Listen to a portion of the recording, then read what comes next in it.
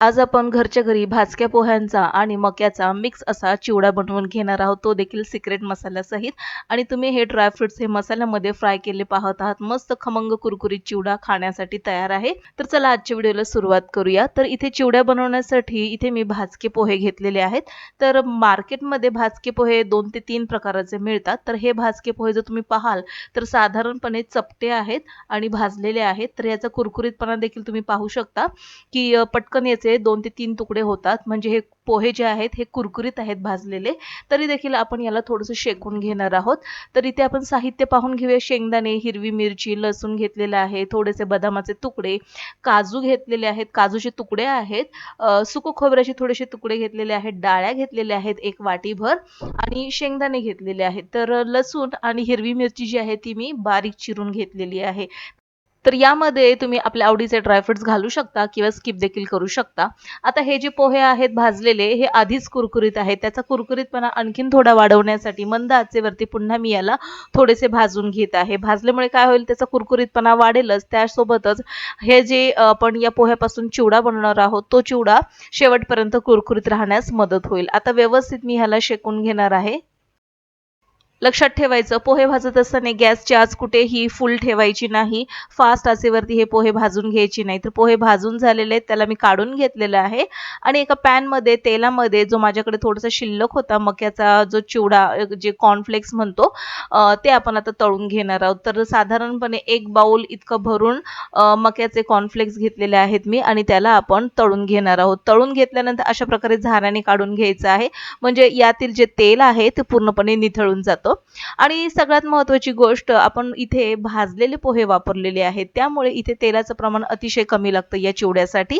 तर आता थोडंसं आणखीन पुन्हा शिल्लक राहिलेला जो मक्याचा चिवडा आहे तो देखील आपण कॉर्नफ्लेक्स आहेत ते भाजून घेऊया. तर याला काही जास्त वेळ लागत नाही आणि सगळ्यात झटपट होणारा चिवडा जर तुम्ही म्हणाल तर मक्याचा कॉर्नफ्लेक्सचा तयार होणारा चिवडा आहे. पण आज आपण हा मिक्स चिवडा बनवून घेणार आहोत. तुम्हाला आवडत असेल तर तुम्ही फक्त भाजके पोहेचा चिवडा बनवू शकता किंवा कॉर्नफ्लेक्सचा चिवडा बनवू शकता. पण आता माझ्याकडे हे दोन्ही थोडं साहित्य आहे, त्यामुळे इथे मी दोनही साहित्य वापरून मिक्स असा चिवडा बनवणार आहे. तर जवळपास भाजके पोहे हे 200 ग्रॅम असतील आणि हा जो मक्याचे कॉर्नफ्लेक्स आहे ते जवळपास 100 ग्रॅम असतील. तर हे आता मी तळून घेतलेले आहे कॉर्नफ्लेक्स. तर एका मिक्सरच्या भांड्यामध्ये घरगुती 1.5 चमचे तिखट घातलेले आहे, थोडीशी हळद घातलेली आहे, 1 चमचे जिरं घालून घेतलेलं आहे आणि सोबतच यामध्ये चवीनुसार थोडंसं मीठ घालून घ्यायचंय. मसाल्याची चव छान बॅलन्स व्हावी यासाठी इथे मी लहान चमचा साखर घालून घेतलेली आहे आणि पाऊण चमचा इथे मी आमचूर पावडर घालून घेतलेली आहे. पाव चमचा इथे मी हिंग घालून घेतलेले. आता हा सर्व मसाला आपण मिक्सरमध्ये बारीक करून घेऊया आणि तयार झालेला आहे चिवड्याचा सिक्रेट मसाला.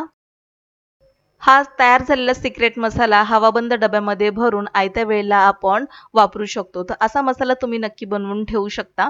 तर आता या पॅनमधलं तेल थोडंसं मी कमी करून घेतलेलं आहे आणि यामध्ये आता आपण लसूण घालून घेणार. जो बारीक चिरून घेतलेला लसूण होता तो घालून घेतलेला आहे. तर फोडणी जर म्हणाल तर तुम्ही सुरुवातीला जिरं आणि मोहरी देखील घालू शकता. पण आता इथे लसूण हा मंद आचेवरती कुरकुरीत करून घ्यायचा आहे, त्यामुळे मी सुरुवातीला लसूण घालून घेतलेला आहे. आता हा लसूण शेवटपर्यंत चिवड्यामध्ये कुरकुरीत राहावा आणि याचा जो स्वाद आहे तो मेंटेन राहावा यासाठी मी थोडंसं मीठ घालून घेतलेलं आहे. जास्त मीठ नाही घालायचं, थोडंसं मीठ घालून घेतलेलं आहे. त्यामुळे लसूण, हिरवी मिरची, कढीपत्ता हे जे ओलसर पदार्थ आपण घालून तळून घेणार आहोत ते पटकन कुरकुरीत होण्यास मदत होते आणि याचा कुरकुरीतपणा शेवटपर्यंत टिकून राहतो. त्याच्यामुळे ही सर्वात महत्त्वाची आणि खास टिप आहे. तर आता हे सर्व साहित्य आपण व्यवस्थित तळून घेऊया. चिवडा बनवत असताना हिरवी मिरची, लसूण किंवा कढीपत्ता थोडासा जर नरम राहिला तर पूर्ण चिवडा आपला मऊ पडू शकतो. तो पडू नये म्हणून आपण यामध्ये मीठ घालून घेतलेलं आहे. तर जास्त मीठ न घालता पाव चमचा मीठ घालायचं आहे, कारण की मसाल्यामध्ये देखील आपण मीठ घालून घेतलेलं आहे. कढीपत्त्याची पानं घालून घेतलेली आहेत भरपूर अशी आणि याला आता आपल्याला मंद आचेवरती छान असं कुरकुरीत होईपर्यंत तळून घ्यायचं आहे. तर कुरकुरीत झालं हे कसं समजायचं, तर आपला हा जो चमचा आहे त्याला तळत असताना साधारणपणे कुरकुरीतपणा लागतो. तर समजून घ्यायचं की ते कुरकुरीत झालेलं आहे. तर आता हे बघा व्यवस्थित कुरकुरीत झालेलं लसूण आणखीनही आपला इथे रंग बदललेला नाही. आता या स्टेजला मी इथे मोहरी घालून घेतलेली आहे थोडीशी. आता मोहरी या लसूण आणि मिरचीमध्ये छान अशी तडतडली जाईल आणि सोबतच हा लसूण देखील कुरकुरीत होण्यास मदत होईल.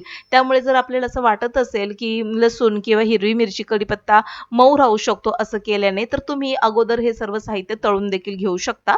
आता यामध्ये मी जवळपास वाटी भरून इतके शेंगदाणे घालून घेतलेले आहेत आणि त्याला देखील आपल्याला मंद आचेवरती छान असं तळून घ्यायचंय.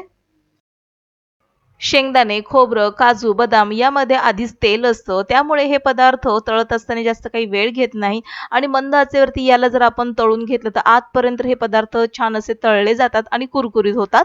आता हे शेंगदाणे आणखीन थोडे कच्चे आहेत. यामध्येच आता आपण बदामाचे तुकडे घालून घेतलेले आहेत आणि सोबतच यामध्ये थोडेसे आपण काजूचे तुकडे देखील घालून घेणार आहोत. थोडेसे बारीक केलेले खोबऱ्याचे तुकडे घालून घेतलेले आहेत आणि याला आता आपण छान असं परतून घेऊया. तर इथे कुठेही मी गॅस फुल केलेला नाही. मंद आचेवरती हे सर्व आपल्याला साहित्य परतून घ्यायचंय. जवळपास 5 मिनिटांनंतर वाटी भरून इतक्या मी डाळ्या घालून घेतलेल्या आहेत आणि त्याला देखील छान असं परतून घेऊया. आता हे साहित्य जसं-जसं परतत जाईल तसं-तसं हे तेल सोडायला लागतं आणि हलकासा या तेलाचा फेस तयार व्हायला लागतो. तेलाचा फेस तयार झाला की आपण समजून जायचं की हे पदार्थ छान असे आता तळून तयार झालेले आहेत. तर तुम्ही पाहू शकता हलकासा आता याला फेस दिसत आहे तेलाचा. तर आता हे पदार्थ छान असे आतून तळून झालेले आहेत. कुठेही हे पदार्थ जळालेले नाहीत. लसूण देखील छान असं कुरकुरीत तयार झालेला आहे. आता यामध्येच आपण जो तयार करून घेतलेला जो मसाला होता तो आपण सर्वच्या सर्व घालून घेणार आहोत आणि आता हा मसाला आपण या सर्व जे साहित्य आहे तळून घेतलेलं त्यामध्ये मिक्स करून घेणार आहोत. असं केल्याने काय होतं की मसाला सगळीकडे चिवड्यामध्ये मिक्स होतो आणि ड्रायफ्रुट्सला देखील मस्त मसाला लागला जातो. तर याला व्यवस्थित आपण मिक्स करून घेऊया.